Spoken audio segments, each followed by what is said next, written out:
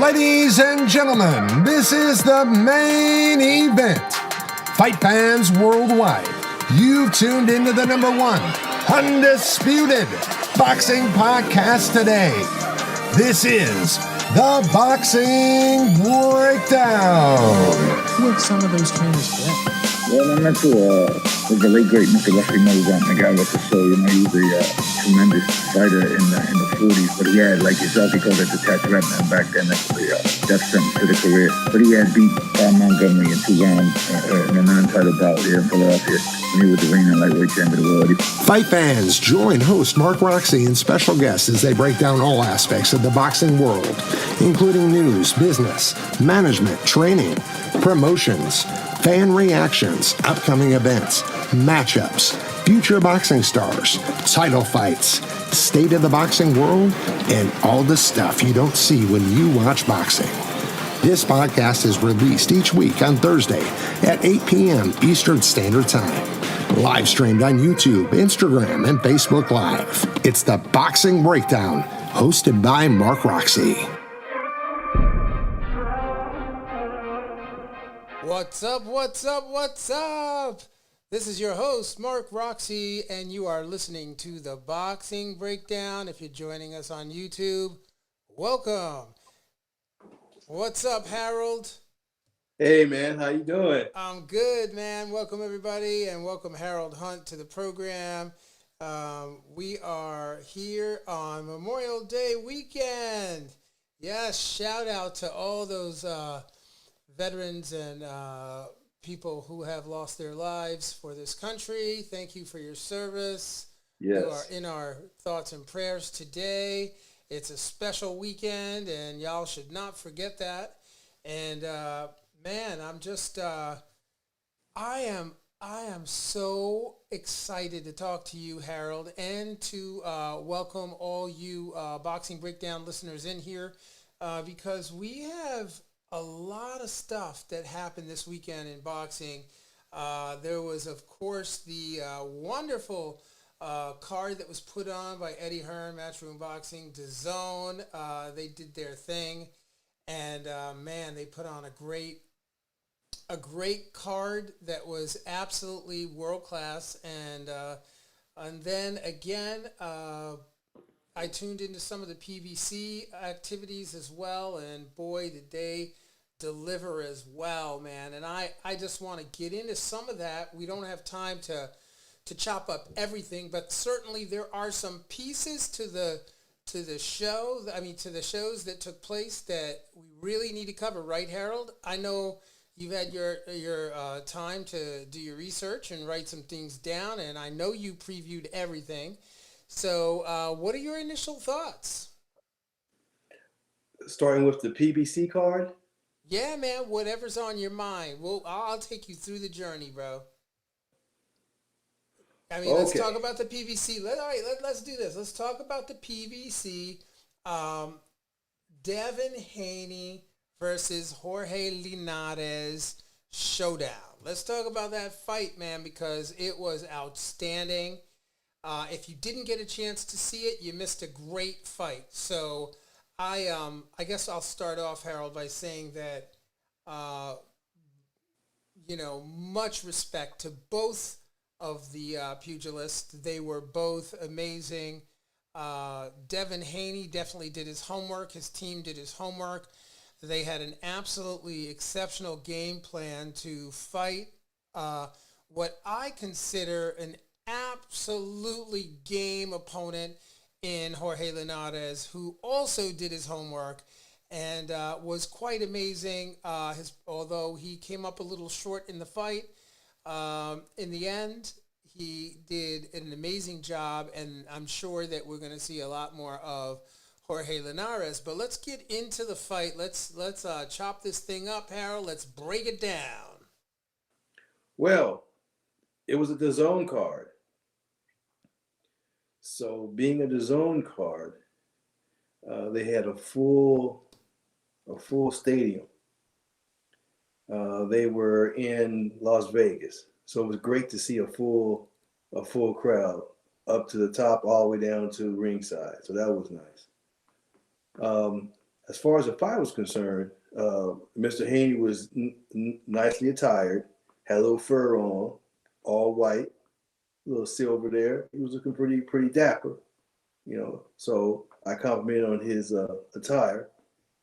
As far as his work was concerned, he had a lot of pressure to come in there and be aggressive and not be evasive and win. So he actually went in and he was aggressive and he was trying to stay in the pocket, move his opponent back, and give the fans an element of himself that he hadn't really shown before. Yeah, no, definitely. I thought it was a step-up fight for sure. I mean, everybody touted it as a step-up fight, and certainly, that's exactly what it was. There were a lot of questions that needed to be answered, and, Devin Haney, man, the story of the fight, we could talk about so many details, but the jab was significant. Like, the way he used his jab was absolutely wonderful, man. He just, he also didn't, Harold, I don't know if you picked up on the fact that with the jab, he wasn't really doubling up on the jab. He wasn't doubling up and throwing a right hand in there as Linares suggested he should have.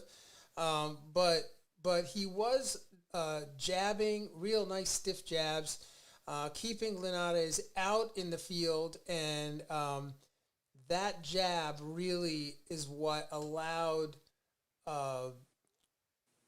his offense. It really allowed him to manage the fight offensively. But there's another story that's embedded in this fight, which is that Devin Haney's defense was pretty solid. And, while he was getting hit with the hook, hats off to Linares. Linares knew that shot was in the box. It was going to be available all night because of the way he carries his hands. But, the way that Haney was bending and slipping and maneuvering and pulling to the outside, pivoting, it was really exceptional. And also the corner did some impeccable work, too, because there were some times in the fight, Harold, where Devin Haney was pulling straight back. And when I saw that, I started to think, oh, man, this is not going to end up good for Devin Haney. But, the guys in the corner did, bring it up and said, listen, man, you got to roll over to the side. Do not pull straight back. And sure enough, he started to really key in on that. And I think that saved his bacon on the defense side. Yes, I agree with that. What I saw was because he stood in the pocket and was being aggressive, his focus was strictly on being offensive, staying in the pocket, making his presence known, showing that he could take a punch. And he kind of negated all the other necessary movement that he usually does because he doesn't go straight back. He always moves his head. All that type of things that he does defensively, he usually does that. That's why he really never gets hit, and he looks somewhat boring to people. But because his mandate was to attack, he forgot. He didn't do some of those things. So when he's attacking, which is somewhat out of his norm, when he's moving away from attack, he's going straight back. Right. So those things were adjusted, as you said, and he went back to those things. Now, I really like the fact that he was really trying to go to the body, and he used that jab to set up the body. So it was great to see that type of work from him. But yeah, those mistakes did come up. But as you said, they were corrected. Now, once they were corrected, and he kind of went back to the mode that he usually fights at, he got hit because he was going out of the pocket, and Linares was simply stepping to him, following him out of the pocket. When he stayed in the pocket, he was safe. Now, when he started getting hit, I was very impressed because he knew how to grab, he knew how to hold, he knew how to turn, and what have you. And so many prominent fighters have never learned that. A la not Marvin Hagler, Thomas Hearns. He never learned how to hold, how to throw that punch and hold. As you know, our boy Floyd will throw a punch and he'll automatically hold. He'll get right in there and not let that other punch come back after he's thrown his big punch. So he showed that finesse, which I was impressed with. He just got in a little trouble when he kind of resorted back to his old style. And obviously, he has a good chin. His father was pretty low key this time. I expect him to really be on the referees and just be berating, everyone else. But he was very professional this time. It just was a pretty big step up. So overall, the adjustments you spoke of, those were beautiful. I did see that, but it was great that he was aggressive. And as far as the eye test is concerned, for the casuals, they were like, "Wow, he tried to fight. He tried to get in there and take this guy out." And that is a complete change from his usual eye test for the casual. Yeah, he certainly was stepping up, showing he's a big boy. He stepped up in the pocket and he was showing he could bang too. And that was I think that was a big those fighters out there that are looking to lock horns with Devin Haney, that's something to keep an eye on for sure. I also wanted to touch base and just chat with you briefly about Linares and his combination punching. Now, this is what I believe to be so. His combination punching was outstanding. The only problem is that he didn't capitalize on it. What was working, he didn't stay with.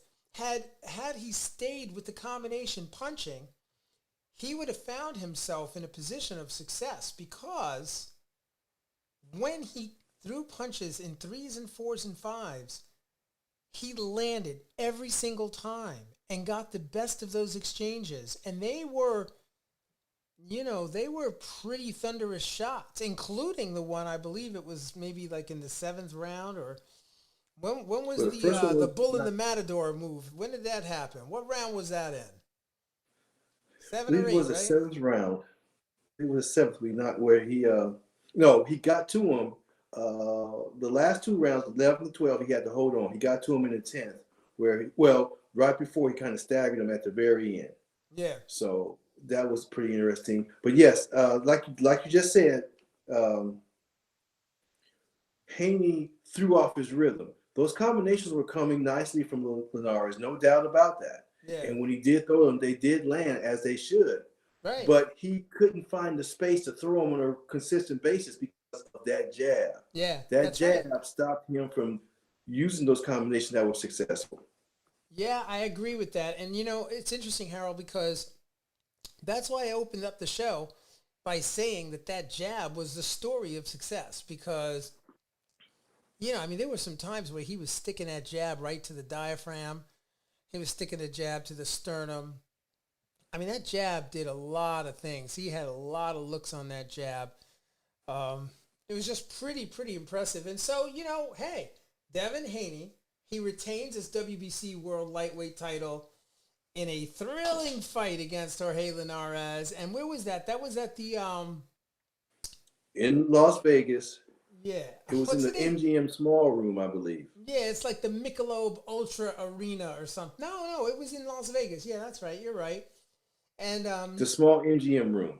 Yeah, it's funny because Eddie Hearn, he said in an interview on Thursday that he plans on making a huge offer. I don't know if you heard about that, to none other than Teofimo Lopez, right, Jr. And I heard murmurs today. This is not factual yet, certainly not contractual yet, but I heard it was somewhere in the ballpark of $8 million to fight Devin Haney. Did you hear that? No, but that is very interesting. That's a nice little piece there. If it comes true, that'd be great. I look forward to that because Haney did look vulnerable enough, so the public will want to see that. Yeah, no, absolutely. And he was exciting enough where they want to see it. Had he shut the guy out using his usual mode of operation, you may have not necessarily got Eddie Hearn to be so forward with the number and announcing it so quickly or even alluding to it. And the Yeah. public definitely would have been excited, because I am just now, and it could or may not, come true. But hey, it looked Yo, just great. the sound of the cash register, cha-ching, $8 million to fight Devin Haney. Now listen, let's not get ahead of ourselves. While that offer is on the table, Teofimo Lopez has a very, very important task to tend to, which is to stay focused on the George Kamboza Jr. fight, which is taking place relatively soon, right? So when is that fight? Remind me of when that fight is, because I lose all these dates in my head. It's next month. Yeah. It's Not June June. June 16th. No, Yes. pardon me. June 19th is when that fight is happening. June 19th. Yeah, Yes. yeah. It is June 19th, Harold. And, I mean, it's going down, and we'll see what happens. It is a mandatory fight, so it's going down. It's the IBF mandatory fight, right? Yes. Yeah. So, yeah, man, I just, I thought the fight was amazing. I was relatively impressed by Jorge Linares, what he did in delivering that punch combination that wobbled Haney, right? It was right before the bell in the 10th round. Yes. I saw the replay. Hey, but Linares deserves another great fight. He should get a lot of work behind this fight here, because he showed he still has it. He's more than just a trial horse, someone you have to walk through. Gatekeeper. He is not a gatekeeper. Nah, In this situation, he was put in the gatekeeper situation, but he's not there yet. He's still a viable fighter that can beat you and further his own career. So I was really glad to see that. Yeah, I don't want to throw the corner to the wolves, but I will say that this was a game plan issue. This was a let your hands go issue. And if Haney comes back to the table, if Linares comes back to the table and repairs that letting his hands go issue, gets a little more defensively responsible, just a little more, man, I don't think Haney would do a rematch. I really don't think so. What do you think? If he was wise, he would not do so. Right. Because mentally, Linares knows, if I get more rounds with him, I know what to do to defeat him. So Haney needs to say, been there, done that. Unless it's a mandatory on down the line, he shouldn't elect to have a rematch with Linares. Yeah, I can't agree with you more. I wonder what Devin Haney has to say about it. I mean, I wonder if he'd say he'd do another rematch. I mean, the other thing is, let's close out this conversation about Devin Haney and Jorge Linares, which, by the way, was an amazing fight. Let's just talk about their sportsmanship and the way they greeted each other. I don't know if you got a chance to see it, but I was very impressed at their interaction and how they treated one another in the midst, just at the end of the fight, as they, went back into the locker rooms and such. They were just so kind to one another. They were complimentary to one another. It really showed a wonderful level of sportsmanship. And even, Haney, he's so humble, man. He was, he even asked Jorge Linares, what did you think about my power? How was my power in comparison to the Matrix? How was it? And Jorge Linares said, no, man, you got power, bro. You got power. He advised him to use his jab in the double format, so double up on the jab. So it'd be like a double jab right hand. And he actually went through, sharing that knowledge with him. I thought that was really beautiful. It was really, yes, really in beautiful. light of that, when the fight was over, the last bell rung, they were not the usual hug it out type of situation. It was really tense for that 1 minute after the bell rung. And yeah, man, you can't listen. It's boxing. You know how it goes. You know how we get in boxing, man. When it's time to fight, you know, you got a lot. There's a lot going on right there. Emotionally, true that. Energy. I'm not, I'm not disputing it. I'm just saying. Usually, what I see is as soon as that bell rings, they're like, "Oh, it's over," and they hug it out, right? Yeah. Not this time. They kind of still kept that stance, you know, looking at each other like, okay, you're gonna hug me, I'm gonna hug you. If not, that's not gonna happen. But for them to migrate into what you just said, where you know it was actually a teaching lesson or a mutual society of admiration about the power and this and that and the other, that was great. So it did go to a point that was really palatable. But initially, it was not there because Linares was like, oh, if I had a few more rounds, I would have had you. Yeah, no, exactly. If it was a 15-round fight, that might have been the case, you know? Yes. That might have been the case, Harold. I truly believe that. I do. I truly do. Yeah. But that wasn't the case. However, but Haney will be such a better fighter after this. You need to be dragged over the coals, and the word is dragged over because you get onto the other side where you're not hot, you're not burning up. So he got dragged over the coals, and he needed that. He needed that buzz. He needed to see what he was going to do and how to avoid that kind of thing. So I thought it was a great learning lesson all the way around. It was good. It was really good for him. So Harold, give me your prediction. Where does Haney go next? Well, he can't go up because his power would not translate to 147. He's got to stay at 140 his entire career. That's that. You have to acknowledge that and know that, and you can't speculate on that, and you can say what you want. He can't move up. Doesn't have the power to stay up there and be successful. He doesn't. Have you called the team? He's got to stay where he is. Pardon me? Have you called the team and let them know that? No, I haven't done that. That's just my speculation. Just what I'm thinking. Yeah. Now, I judged his fights. I judged the fight of his coming up. Yeah. I'm a judge on record on one of his fights. Okay. And technique was just beautiful. He was beautiful to watch in the ring. What he did.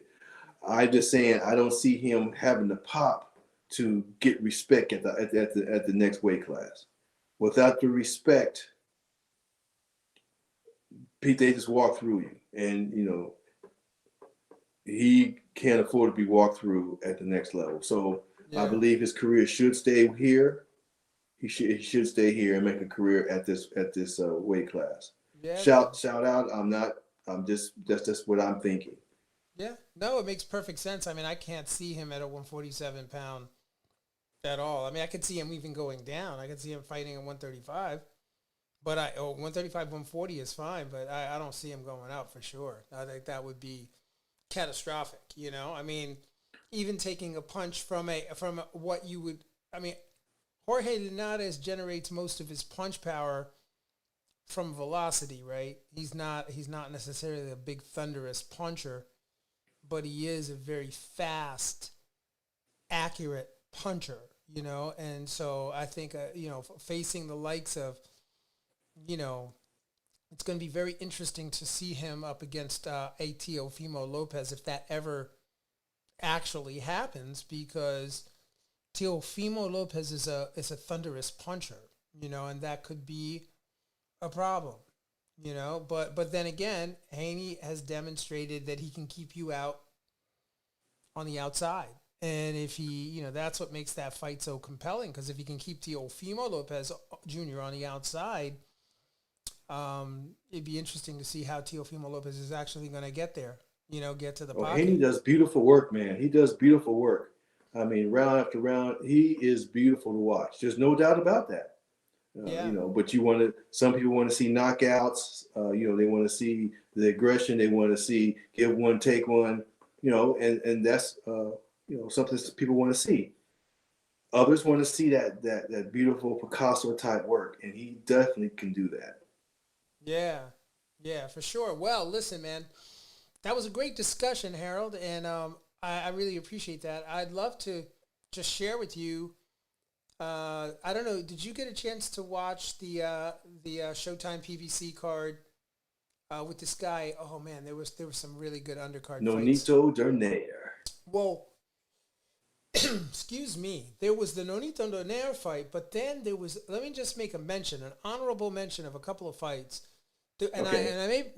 I may mispronounce their names, and please forgive me. I apologize ahead of time. But it's his last name was Matias, right? Matias from I believe he was from Puerto Rico versus Yes. Yes. Jukembayev. Yes. Is his right? And his I guess Jukembayev's trainer was Manny Robles. And Yes. man, that was an outstanding matchup, bro. I mean, Yes, it really, was. it was phenomenal. Yes, it Phenomenal. was. I mean, it was like a throwback fight, you know. If y'all listeners and people who are tuning into the YouTube channel, if you haven't watched that fight, click on it, see if you can get it, man. It's a thriller. It's really a thriller. But you know, Jukembayev went down in the fourth round, right? That he went down in the Yes, he fourth did. round. He started out early, man. He was banging Matias. He was banging him He up. was. Yes, He was outspeeding him, straight and he right was beating hands, him to the left punch, hooks in the box. dropping that left hand straight down the pike. I was like, oh. Yeah, So that was the first 3 rounds. You would think it was decided, yeah. but it switched. And that's the best part about it. As you said, Mark, that was a great fight. I don't mean to interrupt you, but yes, that No, was you listen. the I back just and love. forth, and the back and forth was great. The technique changes, and then the sheer bullying took Oh place, man, where I'm just going to break your will. yeah, And and then the caveman came out, and the opponent, he was like, I'm not going to die right here. You're going to have to take up some of this. uh, I'm going to die going out. And that was the back and forth that I enjoyed. Yes. yeah. So Harold, you know this fight. For those of you listening, and that fight took place at the Punch Bowl. What better place for that fight to have taken place than the Punch Bowl, man? It was In amazing. California, and they had that COVID a crowd there, you know, they were all spaced out and all of that. Yeah. But they were loud enough. Oh man, in round 5, right? Jukembayev, man, he figured something out in round 5. He made a wonderful adjustment in round 5 where he started to slide back and pull. He was pulling Matias into him. And every time he would pull him in, he would land his straight left hand and he'd drop underneath and then throw the right hook, you know, or roll out, pivot, you know, kind of pivot to the side. I mean, it was a beautiful display in the 5th round. You know, I would say that Yes. Mataras in round 5, 6, and 7, those rounds were spoken for because Matias was just stalking Jukembayev the entire time, just stalking him, wearing him down, and you could see his face slowly, bro. Harold, his face slowly went like it went into like a purged tick. It looked like Yes. a purged tick.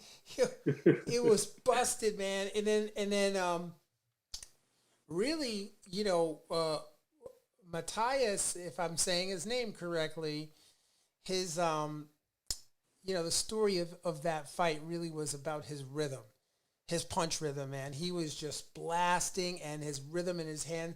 He wasn't throwing particularly hard shots, but he was throwing Just the volume rhythm, shots. just the frequency. Yes. Oh, Yes. it was incredible, you know, and yeah. So I guess Because yeah, go ahead, Harold. in that first, let me say this, in that first 3 rounds, he had the frequency, but he couldn't figure out how to get it in, how he could be consistent because he kept getting hit with that left hand over and over again. But by the 4th round, he figured out how he could keep his offense going, and that's when he was able to knock him